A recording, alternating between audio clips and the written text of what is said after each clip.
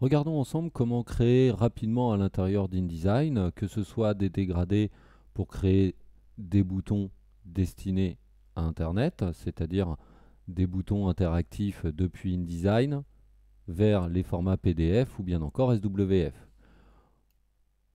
Nous allons prendre ici l'outil ellipse, créer un cercle parfait et allons chercher l'outil dégradé qui se situe dans la palette d'outils et en accès double-clic, faisons monter notre palette dégradée. Nous pouvons déclarer un dégradé, que ce soit sur le fond ou bien encore sur un contour. Je vais lui demander d'inverser le dégradé sur le contour et via notre barre de contrôle en haut, demander à avoir un gros contour. Nous venons ici rapidement en appliquant le même dégradé mais inversé entre le fond et le contour, une forme de bouton. Nous pouvons également, sur du vecteur, appliquer différents effets pixels depuis InDesign. Lorsque vous passez par le menu Objet, Effets, nous avons la possibilité de rendre des éléments transparents au niveau de leur opacité. Nous avons également des modes de fusion de couleurs, comme dans Illustrator ou bien encore Photoshop.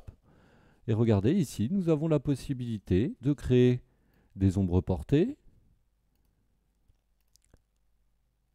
des ombres internes, ou bien encore des biseautages estampages. Ce qui nous permettra de créer plein d'éléments graphiques différents à l'intérieur d'InDesign sur du vecteur. Nous remarquerons ici un aspect très pratique de cette palette d'effets et qu'ici nous pouvons paramétrer les effets, que ce soit pour l'objet entier ou bien encore seulement pour le contour. Ici, si nous sélectionnons contour et que je lui demande d'appliquer un biseautage estampage, ce biseautage estampage s'applique bien que sur le contour de mon objet vectoriel et non pas sur le fond. Faites attention à cette option car lorsque vous validerez donc un effet sur un élément, lorsque vous revenez via le menu Objet, Effet, Transparence, ici par défaut, InDesign vous affiche toujours les paramètres pour l'objet entier.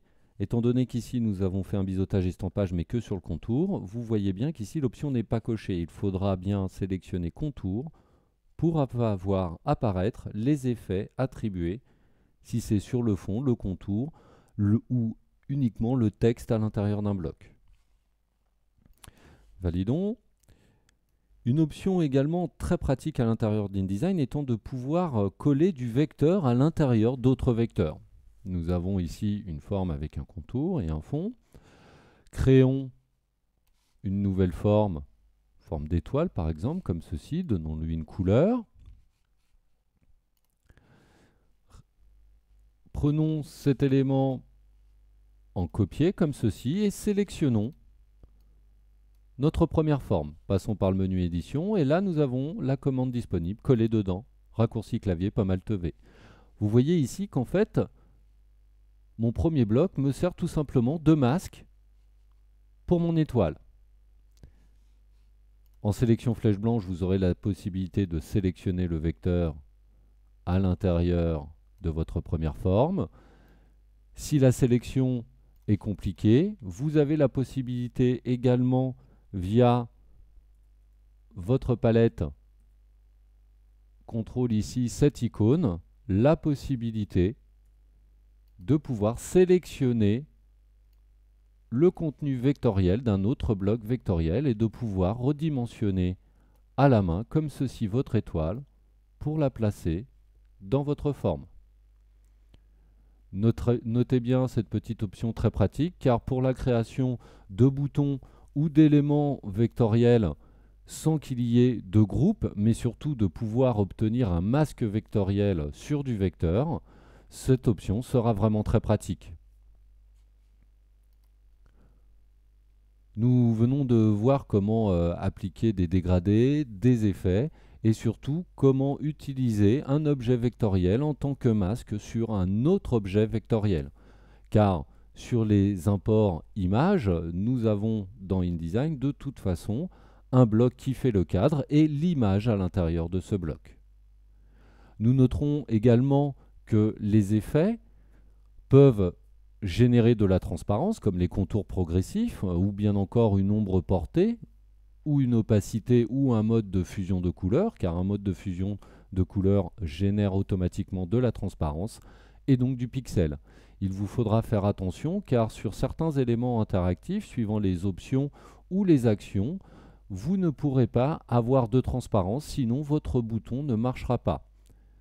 De toute façon, InDesign vous préviendra par des messages d'avertissement que, suivant les options d'exportation pour vos boutons, s'il y a des transparences qui peuvent déranger, InDesign vous l'indiquera.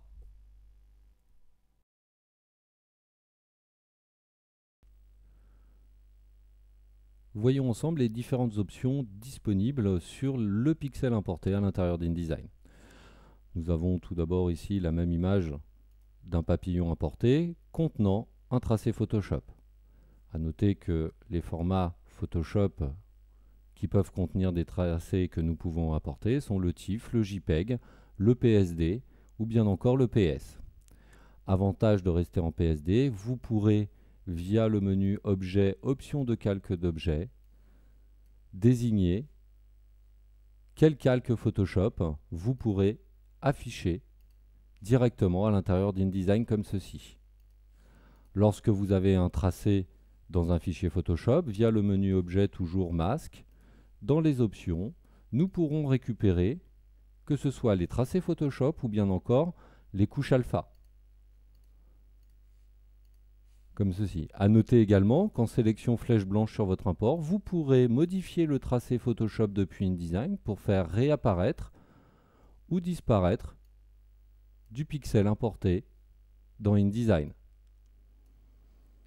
Ce tracé que vous modifiez à l'intérieur d'InDesign ne sera modifié que dans InDesign et pas dans l'import natif, ce qui vous permettra de récupérer si nécessaire votre import natif.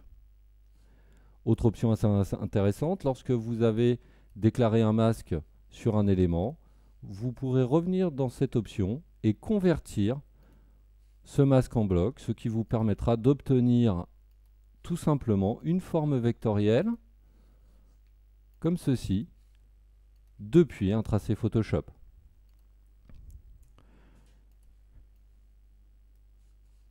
Bien sûr, lorsque nous passons par le menu Objet, Effets, nous avons la possibilité d'attribuer de la transparence ou bien encore des modes de fusion et également d'appliquer des ombres portées ou bien encore des biseautages estampages. Validons. Passons maintenant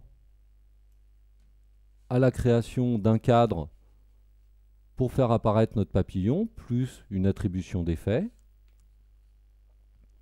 Passons par le menu Objet, Effets. Sélectionnons que le contour de notre bloc vectoriel afin de demander un biseautage estampage. Puis dirigeons-nous sur les contours progressifs. Mais par contre, cette fois-ci, pas sur le contour, mais sur le fond de notre objet. Demandons radial et inversons cet effet. Validons. Nous venons de créer très rapidement, grâce à deux blocs, un contenant une image et l'autre étant juste un bloc vectoriel avec un contour et un fond. En appliquant les effets et les bons paramètres sur notre bloc, nous obtenons très rapidement ce genre de rendu. Vous vous rendez bien compte là, ici, de toutes les capacités créatives que l'on a à l'intérieur d'InDesign. De plus, tout élément que vous créez à l'intérieur d'InDesign pourra être converti en bouton interactif, très simplement, ce que nous verrons dans des vidéos ultérieures. Nous venons de voir ensemble comment gérer les éléments pixels et appliquer des effets d'éléments vectoriels sur du pixel et inversement.